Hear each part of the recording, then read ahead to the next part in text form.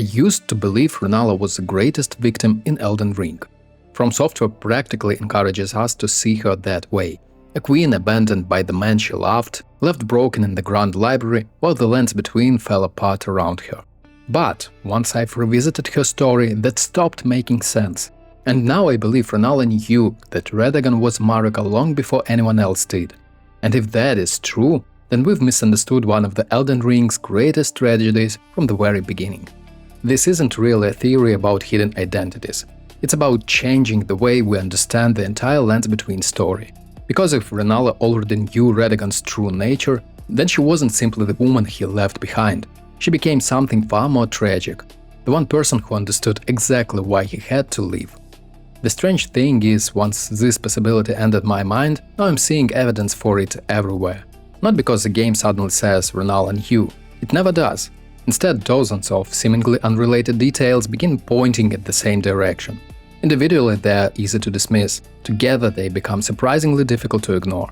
So I'm not asking you to believe this theory because it's dramatic. I'm asking you to follow the clues with me, because I think From Software left them there on purpose. The first clue that changed my mind wasn't Rennala, it was Radagon. More specifically, it was how much effort he spent hiding the truth. When people talk about Radagon being Marika, they usually jump straight to Gold Mask or the statue in Leyndell. I think they're starting too late. The real story begins much earlier, with secrecy itself. Think about Radagon's Preceptors.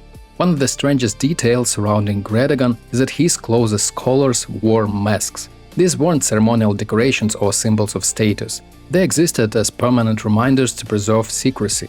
Every time a preceptor looked into the face of another, they were reminded that some knowledge was never supposed to leave that circle. I've always found that fascinating, because people don't build rituals around protecting secrets that are impossible to discover. You protect secrets because someone somewhere might uncover them. That changes how I look at Radagon. Instead of someone carrying an unknowable mystery, I see someone actively managing information. Someone who understands that observation is dangerous. Someone who knows the truth can leak. Then comes the second clue, the Sculptor. This might be one of the most overlooked details in Elden Ring. An ordinary sculptor somehow uncovers the greatest secret in the history of the Golden Order. Not a demigod, not an Empyrean, not the Two Fingers, but Sculptor. Elden Ring doesn't tell us whether he noticed a magical anomaly. It doesn't say he cast some forgotten spell. It doesn't even claim divine intervention. It simply tells us he discovered the truth. For a long time I wanted the game to explain that mystery. Now I think the lack of explanation is the explanation. Because Elden Ring isn't interested in how he discovered it. It is interested in the fact that the secret wasn't perfect. Somebody looked closely enough and eventually saw what nobody else had seen. The very next question became impossible to ignore.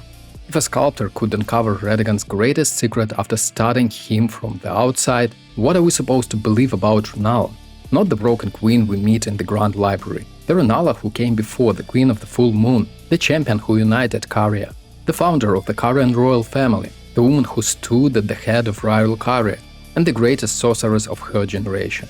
And most importantly, the woman who shared Radagon's life. She wasn't studying him from across a room. She wasn't carving statues from memory or trying to decipher ancient texts centuries later. She lived beside him, fought beside him, and built a family with him. If observation alone could reveal the truth, then Rennala wasn't merely another observer, she was the closest observer imaginable.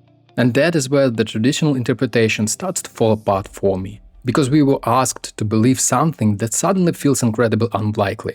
That an anonymous sculptor noticed that the greatest sorcerer in the Lands Between somehow never did. The more I think about that, the harder it becomes to accept. The sculptor may have discovered Radagon's secret through physical observation rather than magic. Maybe there were some tiny details hidden beneath the surface. Maybe years spent studying anatomy revealed something extraordinary. Maybe sculptors simply noticed things that everyone else overlooks. Even if that is true, it actually strengthens my argument. Because if physical observation was enough, who spent more time observing Radagon than Rennala? No matter which explanation you choose, magic, physical detail, or years of familiarity, they all lead back to exactly the same person, Rennala. Then comes what I think is the strongest clue of all, the Amber Egg. The Amber Egg isn't jewelry, it isn't necklace or keepsake. It's one of the most extraordinary artifacts in the Lands Between, the power of rebirth itself. A relic tied directly to the Golden Order, an object capable of changing lives, and Radagon leaves it with Rennala. Think about that for a moment. He doesn't entrust it to Lendil, he doesn't leave it with the two fingers, he doesn't give it to one of the Golden Order's most devoted servants.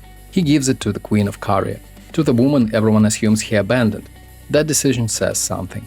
In Elden Ring, trust is rarely expressed through words. Characters almost never sit down and explain how much they value one another. Instead, they leave responsibility as artifacts, burdens. That is how trust works in the Lands Between world. Marika entrusts Malekith with destined death. Ranni entrusts Blight with her mission. Miquella entrusts Loretta with protecting the Helic Tree. Responsibility is affection, responsibility is trust. So what does it mean when Radagon trusts Rennala with the Ember Egg? As for me, it means he trusted her more than almost anyone else. And that raises one final question. If Radagon trusted Rennala with one of the most extraordinary treasures in existence, why wouldn't he trust her with the truth about himself? Maybe she discovered it herself. Maybe years of living together made it impossible to hide. Maybe Radagon eventually confessed. I honestly don't know which possibility is correct. But I no longer think the answer matters, because every path leads to the same destination.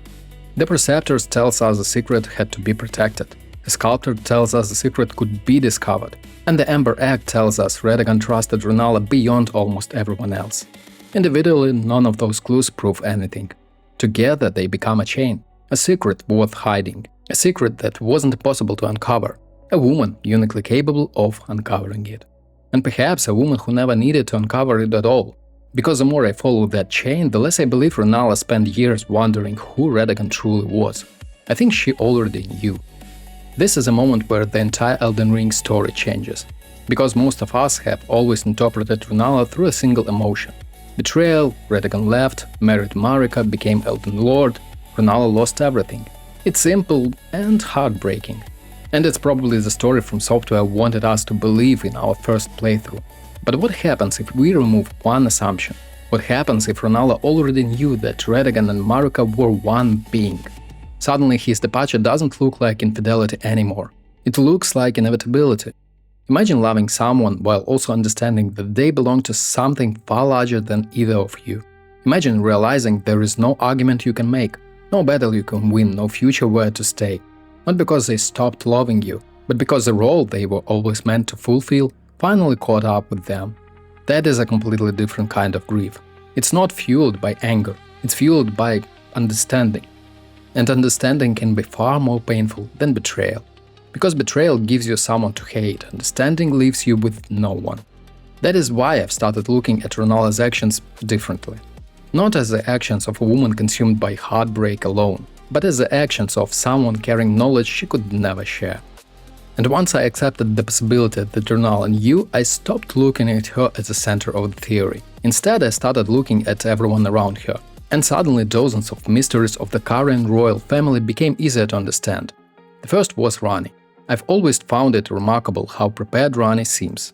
The Night of the Black Knives wasn't an impulsive act. It required years of planning. It required knowledge of the destined death, of Empyreans, of the Greater Will. I have the dedicated video about Ranni and her relation with the Night of the Black Knives. The link on this video will be in description, but anyway, let's move on. Could Ranni have discovered all of that on her own? Absolutely. She's one of the most intelligent characters in the Elden Ring. But here's a question I can't stop asking. What if she didn't have to start from zero?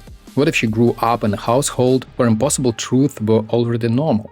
Imagine being raised by the only woman outside the Golden Order who already understood that Radagon and Marika were one being. That may change things around. Suddenly reality itself becomes less rigid. The impossible becomes possible and the divine becomes understandable. Perhaps that is the reason why Ranni is so willing to reject the order of the whole world. Perhaps she had already learned, long before the Night of the Black Knives, that the gods and the lands between weren't as absolute as everyone believed. People instinctively look for the pieces of Marika inside Rennala's children. Why? Because somewhere deep down many of us already feel that this family was never fit together quite the way history describes. Then there is Radagon. The son who idolizes Godfrey mastered gravity itself and seemed to inherit qualities from both sides of the family. Radagon has always fascinated me because he represents balance. Carian scholarship, Golden Order ideals, warrior and sorcerer. He embodies reconciliation. which suddenly feels much less accidental if the people who raised him already understood that those two worlds were not truly separate. Even Miquella starts appearing in a different light. This is where I want to be careful. The Elden Ring game never tells us Rennala secretly guided Miquella, but I do think the number of connections between Miquella and Carian traditions deserves attention. Loretta eventually serves him. Carian magic repeatedly appears around his followers. Several interpretations even suggest Rennala may have quietly assisted his passage toward the realm of shadow. Do all those theories have to be true? No, but I don't think they need to be, because the important pattern is much simpler. Whenever hidden knowledge appears, Rennala somehow seems nearby, never taking credit, never standing at the center, always existing quietly on the edge of the history. And perhaps that is exactly where someone carrying the greatest secret in the lands between would choose to remain. There's also something much more personal to think about. Rennala never tries to stop any of her children from becoming who they choose to be. Ranni rejects the greater will. Radahn dedicates himself to conquest. Rykard embraces blasphemy. Three completely different futures, three entirely different philosophies. Yet Rennala never forces them back onto one single path. That is strange. Most rulers cling desperately to legacy. Most parents try to preserve the futures they imagined. Rennala doesn't. Instead, she lets the history happen. At first I thought that it was simply because she'd lost herself. Now I wonder if it was because she understood something everyone else didn't. Perhaps she already knew that every one of her children had a role to play. Not because fate demanded it, but because the truth she's been living with for years had already taught her that the world was far more complicated than anyone realized. But whenever I become convinced by some lore theory in Elden Ring, I always try to argue against myself. Because if the theory only survives when I ignore the obvious objections, it's probably not a very good theory. And there are definitely objections here. The biggest one is simple. The Elden Ring game never says Rennala knew that Radagon and Marika were one. That is true. In fact, it never even hints at a conversation between Rennala and Radagon about his identity. Everything I've argued is circumstantial. Everything relies on interpretation, and I think it's important to admit that. Another obvious objection is the Sculptor. Some people argue that the Sculptor discovered Radagon's secret only because of his profession. Maybe years spent studying the human body allowed him to notice something nobody else could. If that is true, then Rennala's magical ability becomes irrelevant. Others argue almost the opposite.